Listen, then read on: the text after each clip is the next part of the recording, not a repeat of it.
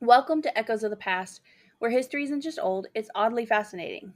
From forgotten facts to bizarre backstories, we dig into the dusty corners of time So so you you don't don't have have to. to.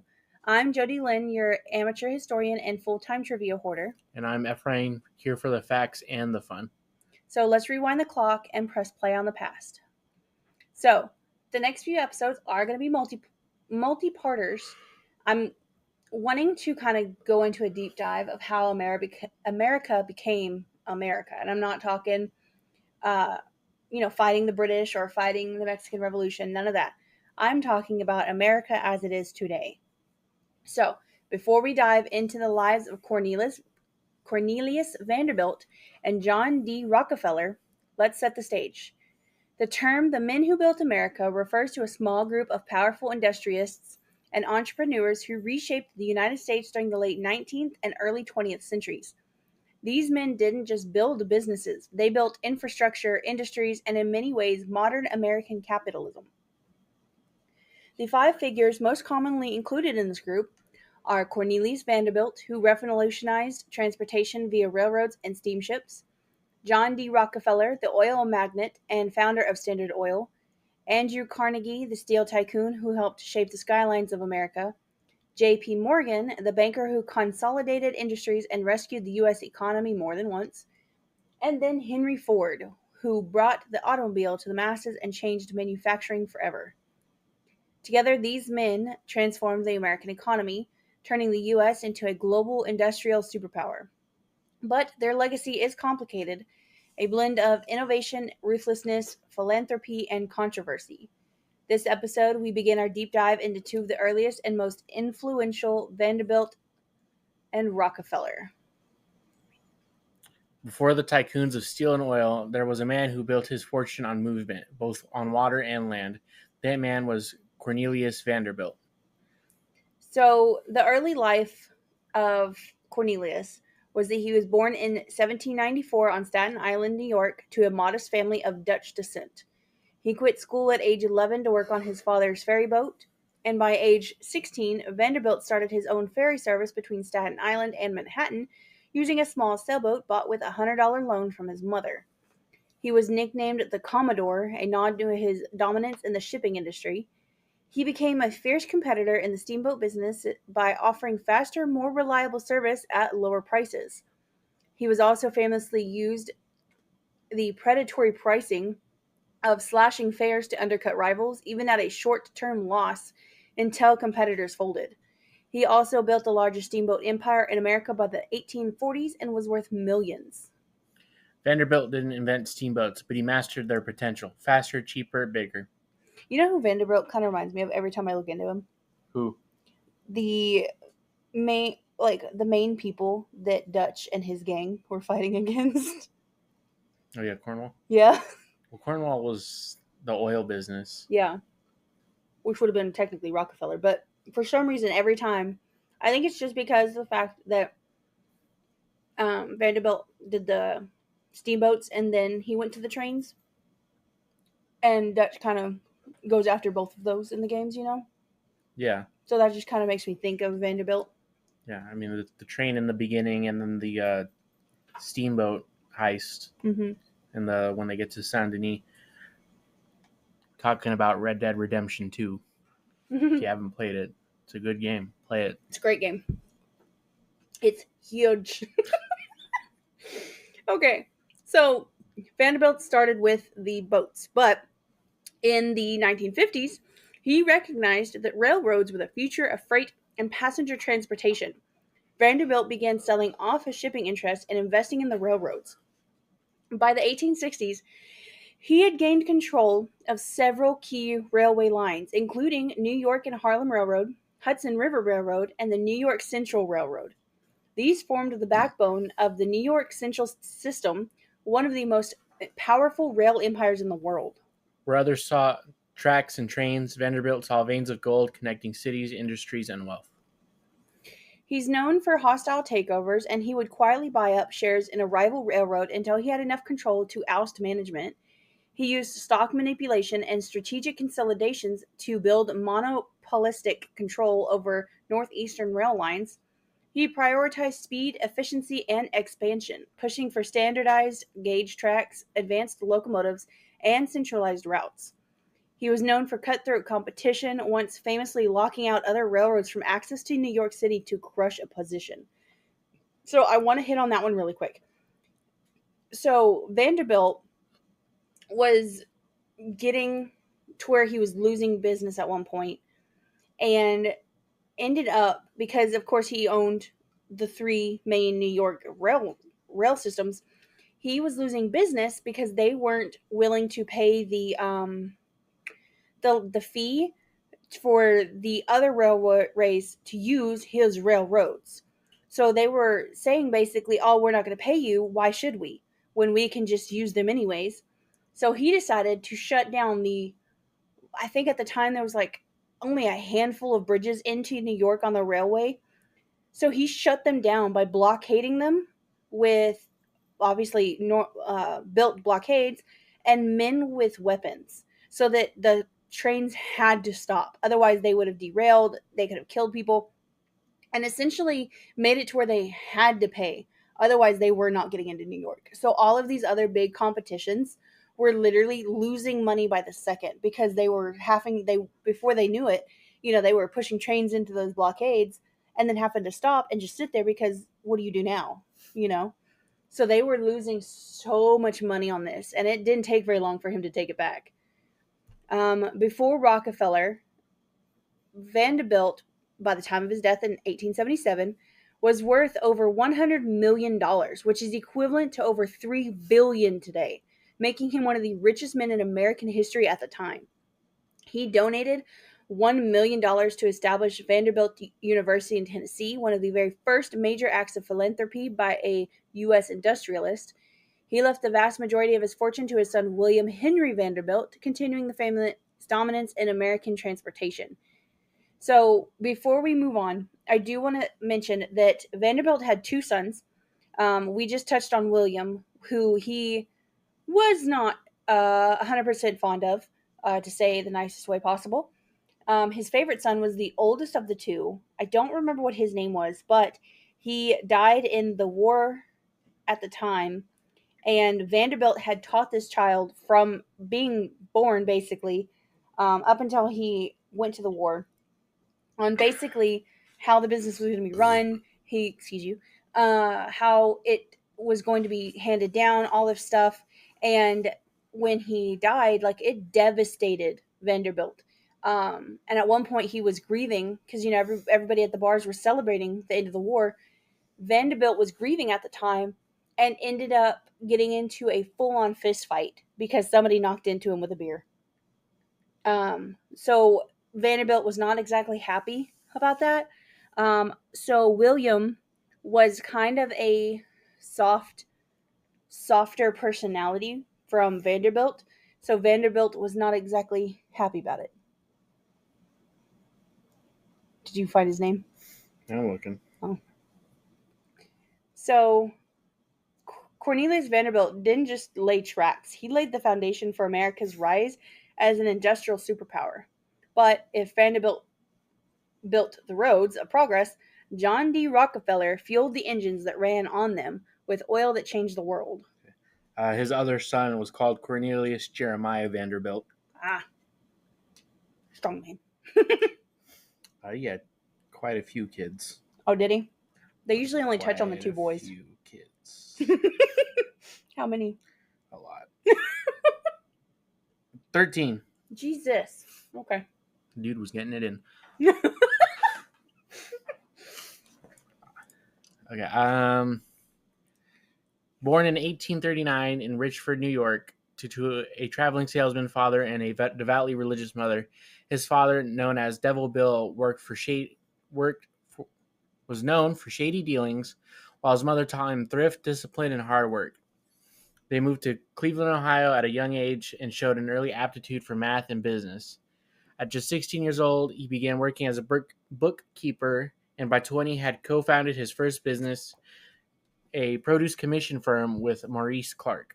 Rockefeller once said, "I always tried to turn every disaster into an opportunity, and with oil he found the ultimate opportunity." In 1863, Rockefeller entered their burgeoning oil business, invested in a Cleveland refinery.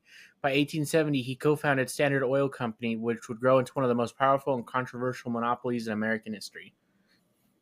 Rockefeller saw refining, not drilling, as the key to the industry. He controlled every part of the oil process, from transport to making it. He didn't discover oil, he organized it. Tactics and monopoly building, he used horizontal integration, buying out competing refiners to consolidate the market. Later used vertical integration, controlling the supply chain, including barrels, railroads, warehouses, and the delivery systems. Negotiated exclusive deals with railroads, ensuring cheaper transport costs for Standard Oil and crippling his competitors. In the 1880s, Standard Oil controlled over 90% of U.S. oil refining and transport, a true monopoly. Operated through trusts and holding companies to obscure his control, a move that would shape corporate law in the United States.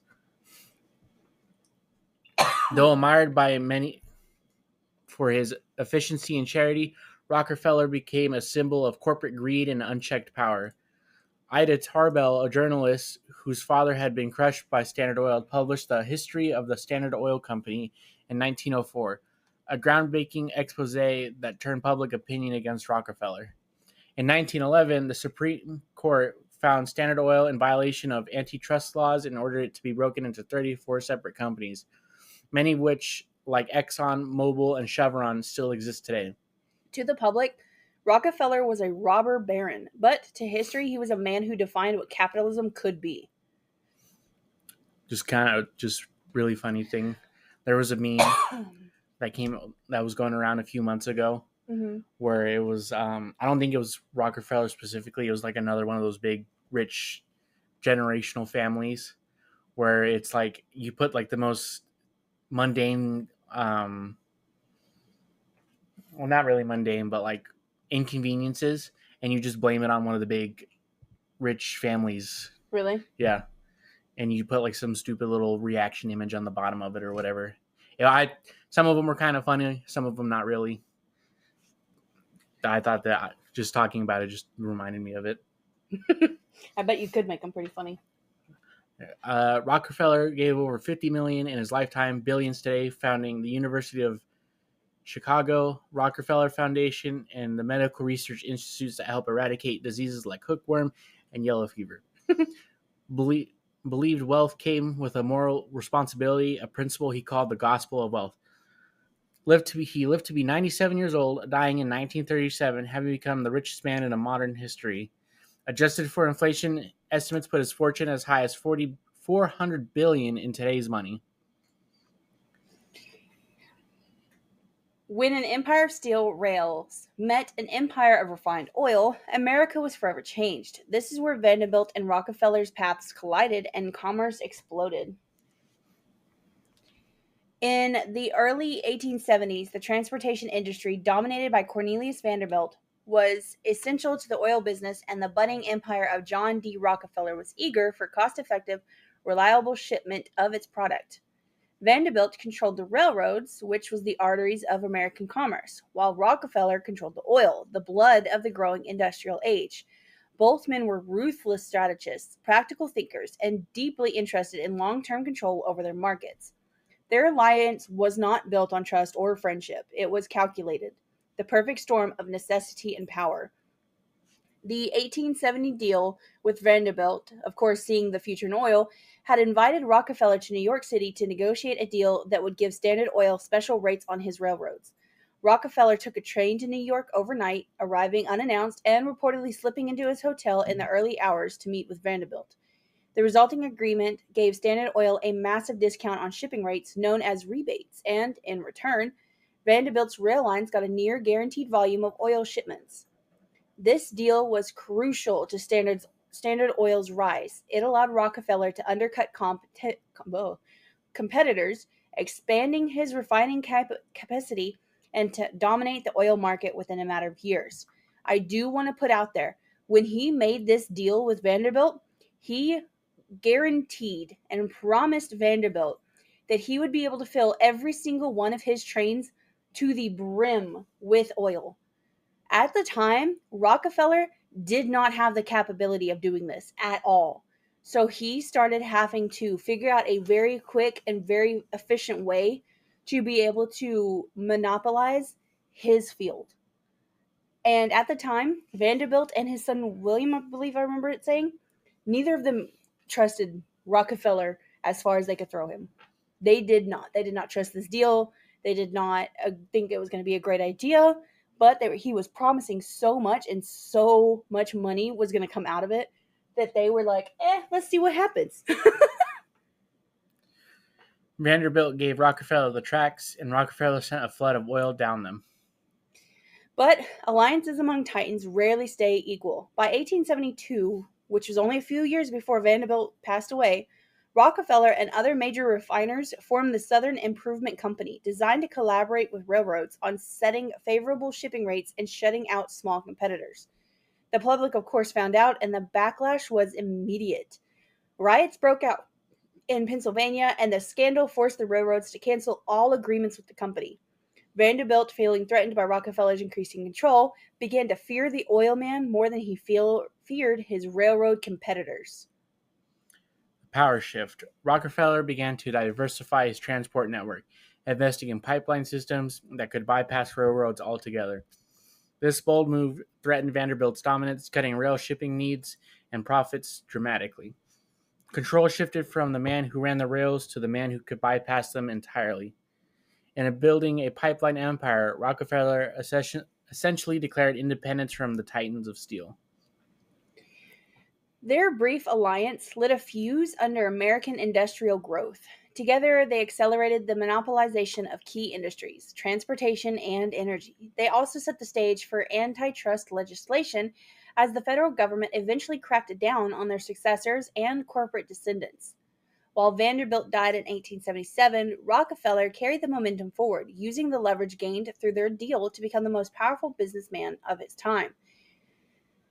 They didn't build America's future side by side, but for one pivotal moment, they held the blueprint together.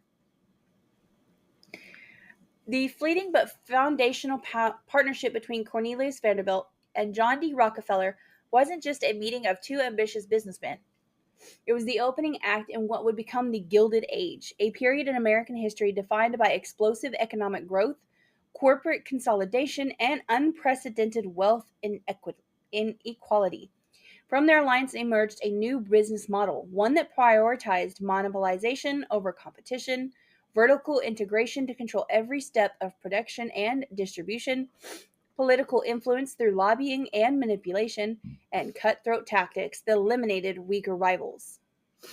After Vanderbilt's death in 1877, Rockefeller continued to rise. His Standard Oil Trust became the symbol of unchecked industrial power, spurring debates over corporate ethics, labor rights, and government regulation. This new era saw the concentration of wealth in the hands of few captains of industry, or robber barons, depending on whom you asked. The middle class was growing, but so was urban poverty. Immigrants and rural workers filled factories under harsh conditions. Meanwhile, men like Vanderbilt and Rockefeller redefined what it meant to control markets, and in doing so, reshaped the American dream. The Vanderbilt Rockefeller dynamic also highlighted a growing imbalance. Private capital was overtaking public power. By the 1880s and 1890s, the federal government struggled to keep up. Laws like the Interstate Commerce Act in 87 and the Sherman Antitrust Act in the 1890s, were direct responses to these titans' excesses. Rockefeller's empire, in particular, became public enemy number one in the eyes of reformers and progressive politicians. Cornelius Vanderbilt and John D. Rockefeller, through both collaboration and conflict, created a blueprint for American industrial dominance. They influenced the business tactics of those who followed, including Andrew Carnegie, J.P. Morgan, and Henry Ford. Their methods would inspire innovation and invite investigation. In building empires, they also built a question: how much power is too much for one man? Before we wrap things up, let's talk about something the titans of industry would have appreciated: efficiency and power. If Cornelius Vanderbilt had W in his pocket, he might have crossed the country even faster.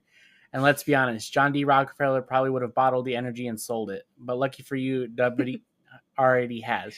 Introducing the Oda's Restore Potion flavor, packed with clean energy, zero crash, and no sugar. It's the fuel you need to stay sharp, focused, and unstoppable, whether you're building an empire or just getting through Monday. So head to w.gg and use code Echoes of the Past at checkout for 10% off your order. Power up like a tycoon with W. Before we close out today's episode, we just want to say a huge thank you to all of our listeners. Your support means the world to us, whether you're tuning in from your commute, working on a project, or just relaxing at home. If you want to reach out, share your own story, suggest episode topics, or inquire about sponsorship opportunities, please email us at echosofthepast.pod@gmail.com. We love hearing from you and can't wait to continue this journey through history together. Thanks for wandering through history with us on Echoes of the Past. If you liked what you heard, subscribe, rate us, and tell that one friend who still quotes fun facts at parties. And remember, history may repeat itself, but we promise not to. See you in the next Echo.